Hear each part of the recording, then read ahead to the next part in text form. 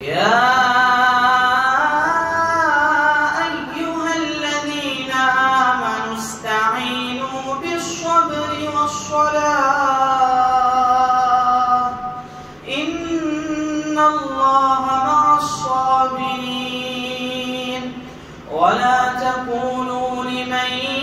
يقتل في سبيل الله أموات بل أحياء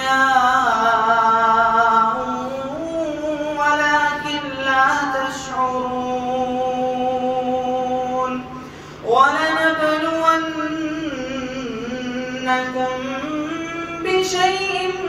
من الخوف والجوع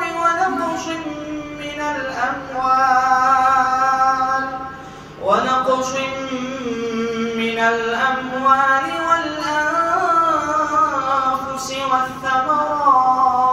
والثمرات وبشر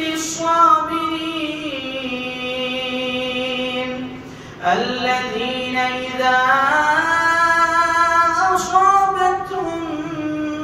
مصيبة قالوا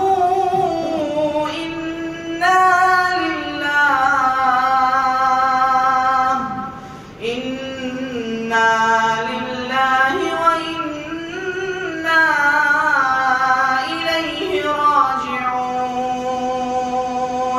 أولئك عليهم صلوات